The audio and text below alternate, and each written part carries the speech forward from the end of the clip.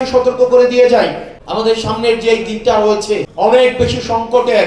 গত এক মাসে কেউ পদত্যাগ করছে করছে এটা রাজনৈতিক বাস্তবতায়, আপনার সংকট হবে, আপনার সম্ভাবনা তৈরি হবে, আবার সংকট আসবে, আবার সম্ভাবনা তৈরি হবে। এটা রাজনৈতিক পথ চলার অংশ। কিন্তু আপনি যখন সংকটে থাকবেন না, শুধুমাত্র সম্ভাবনায় আপনি এসে যোগ দিবেন, তাহলে ওই কর্মী নিয়ে আমাদের দরকার নাই। এটা বাস্তবতা মেনে নিয়েই আপনাকে আগাতে হবে।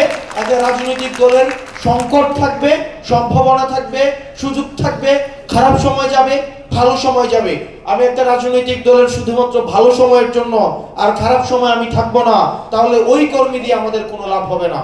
আমাদের সব সময়ের জন্য আমাদের প্রয়োজন। আপনারা ভালো থাকবেন, সুস্থ থাকবেন।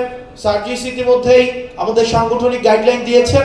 আগামী 3 দিনের মধ্যে আমরা মহানগর উত্তর এবং দক্ষিণের আমাদের যে কমিটি রয়েছে, আমাদের সুপার 5 বা সুপার 6 অথবা সুপার 4, আমরা যেটাই করি, আগামী 3 দিনের মধ্যে আমরা সেই কমিটি পাবলিশ করব। সেই কমিটির নেতৃত্বে আমাদের মহানগরের যে থানাগুলো রয়েছে, এই থানাগুলো সমন্বয় সভা হবে এবং সবার মধ্য দিয়ে আমাদের কমিটিগুলো পূর্ণাঙ্গ করা হবে। আপনারা ভালো থাকবেন, সুস্থ থাকবেন। আপনাদের সাথে লড়াই এবং সংগ্রামে দেখা হবে।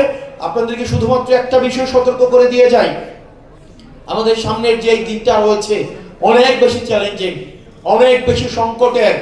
আমাদের সামনের দিনগুলোতে আপনারা যদি মনে করে থাকেন যে সামনের দিনগুলো আপনাদের অনেক বেশি আরামে কাটবে, অনেক বেশি প্রাপ্তির, সামনের দিনগুলো প্রাপ্তির না, বরং সামনের দিনগুলো ত্যাগের, সামনের দিনগুলো সংকটের, সামনের দিনগুলো চ্যালেঞ্জের। কিন্তু এই চ্যালেঞ্জ যদি অতিক্রম করতে পারি, তাহলে আপনারা ইতিহাসের অংশ হবেন। আসসালামু আলাইকুম। ইনকিলাব জিন্দাবাদ।